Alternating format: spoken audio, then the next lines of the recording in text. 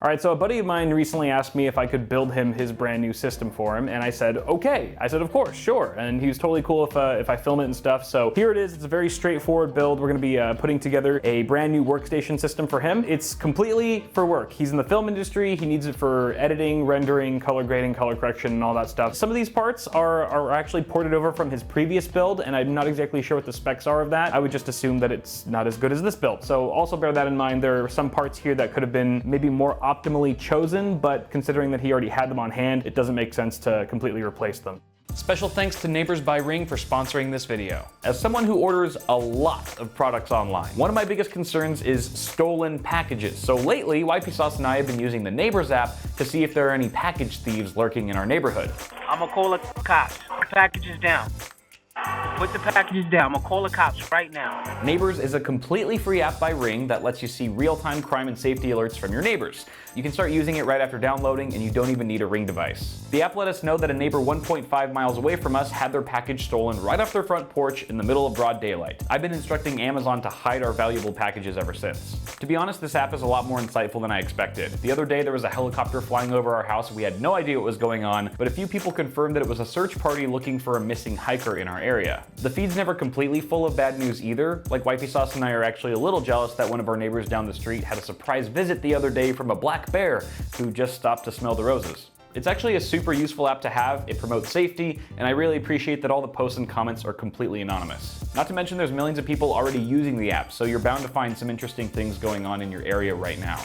If you want to see what's good in the hood, download the free Neighbors app today. I can't believe I just said that. Go to ring.com/bitwit to download from the Android or Apple app stores. That's ring.com/bitwit. But let's get on with the build here. So we've got a Ryzen 9 3900X. Yes, this is going to be a Ryzen PC. I actually told him to hold out until the new Ryzen 3000 series launched, and he's really glad he did, because looking at the reviews and stuff, he was like, yes, this is a much better option for me over the 9900K, for example, which he was initially considering for multi-threaded workloads and that sort of thing. 3900X, pairing that with an ASRock X570 Tai-Chi, could not have picked a more gorgeous motherboard. If you guys saw the Terminator build that I put together using that same board. It's also got a ton of connectivity, lots of I/O on it. He's pairing that with a whopping 64 gigs of Corsair Vengeance LPX DDR4 3200 speed. 3600 is the recommended sweet spot for Ryzen 3000, but I believe this is one of the parts that he's carrying over from his previous build, so it doesn't make sense for him to go out and buy a brand new 64 gig kit. That may also explain why there are two 32 gig kits here instead of just one 64 gig one. It looks like cast latencies are the same though, so it should be compatible, should be working together, no problems there. We're pairing that with a 1 terabyte 970 EVO NVMe M.2 SSD. It's not PCIe Gen 4, he probably doesn't need that. I don't know what kind of level of editing he's doing. This is still a plenty fast drive, and 1 terabyte is apparently adequate for his needs in terms of capacity, because that's the only drive that we're putting in here today. We also have an RM850X power supply, 80 plus gold certified, fully modular. It is white, just like the case that we're going to be using today, which is the Meshify C from Fractal Design. This case looks fantastic in white. I love the white trim around the tempered glass side panel. Tons of ventilation at the front. For GPU, we've got an EVGA GeForce GTX 1070 Ti. This is a black edition. Nothing super fancy here. This is one of the other parts that he's carried over from his previous build. So he doesn't actually need a super fast graphics card for what he's doing, what he's using the system for. This is still a very nice card, even here in 2019, despite all the other good options that we have on the market right now. Oh, let's talk about the cooler. So the cooler, this is going to be interesting because we have an NH-D15 that he actually bought used, I think on Amazon Warehouse, if I'm not mistaken. One of the best air coolers on the market. It has been for quite some time now. And the only issue I can really see here is that it is extremely large. And this is a not so sizable case. I mean, it's a mid-tower, the Meshify C,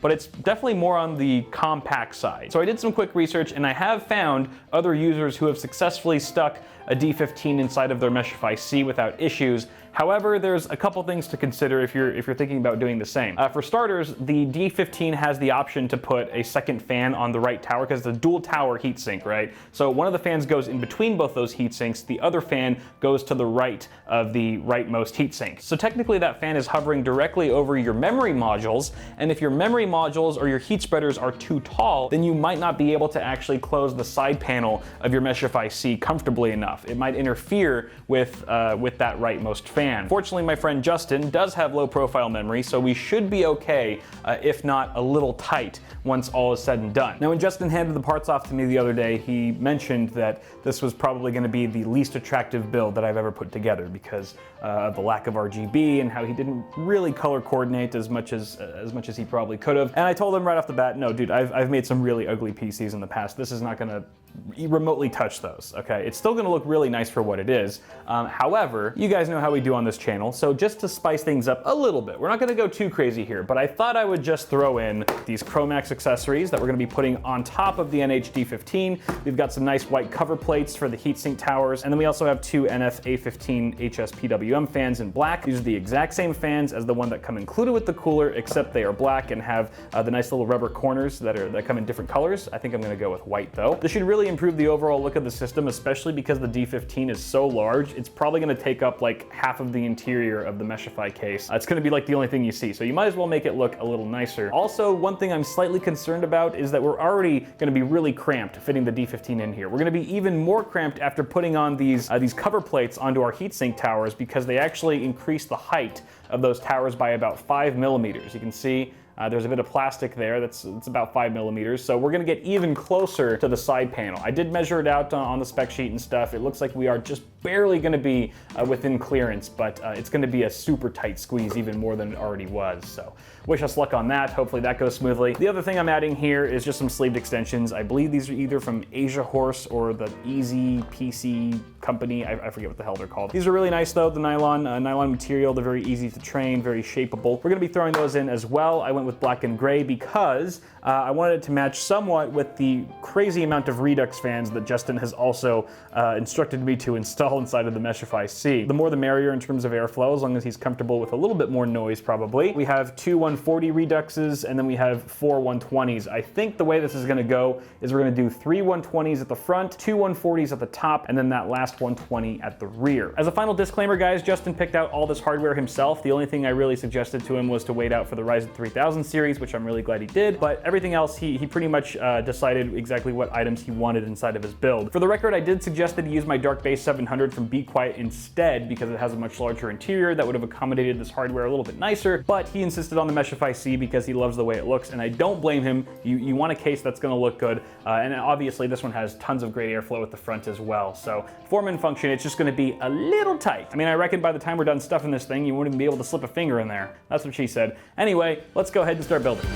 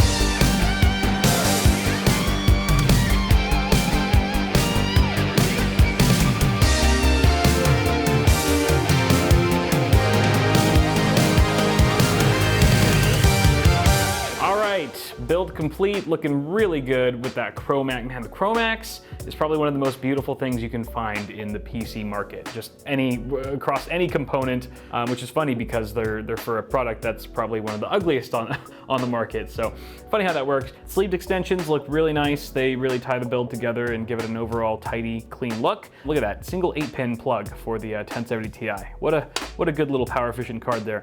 We also have the 24-pin extension right there, looking pretty fly. The only one I did not use was the 8-pin EPS, simply because this motherboard has an 8-pin as well as a 4-pin, and because it's so cramped in there, the only way I could really route these cables was having the 4-pin cross over the 8-pin cable completely. So even if I used that 8-pin, we wouldn't have been able to see it. It would have been covered up by the other power supply cable. And unfortunately, the cable kit that I have does not include a single 4-pin EPS cable. Doesn't really matter too much anyway because it's tucked away in the corner there, kind of mostly masked off by this massive cooler. Speaking of which, the cooler does fit. It fits the build, it fits the case, I should say, pretty much perfectly. We have about 1 millimeter or 2 of clearance between the fan on the right, and the side panel. So it just barely makes it. I was sweating bullets as I was doing that little side panel test at first, but it all worked out in the end. Very happy about that. I haven't even booted this thing. You guys probably saw it in the B-roll already, but this is my first boot. Dun, dun, dun, dun. Fans are spinning. Those fans are spinning. 2 140s.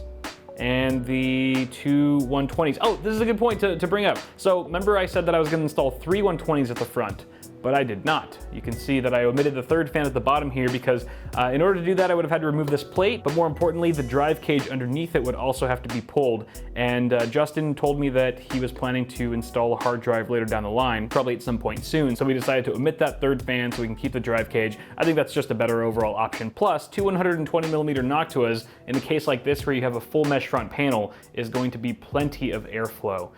So I'm not too concerned at all about temperatures. That's pretty much it though. I really hope Justin likes the way that the system turned out. As far as cosmetics and stuff, it's always kind of hard to gauge because it's so subjective. More importantly though, he should get a ton of good use out of this system for years to come for all of his filmography and workstation professional needs, which makes me very, very happy. This has been yet another build on the Bitwit YouTube channel. If you guys enjoyed this video, be sure to toss a like on it before you go and get subscribed for more tech stuff coming at you really soon. Have a good one, guys. I will see you all in the next video.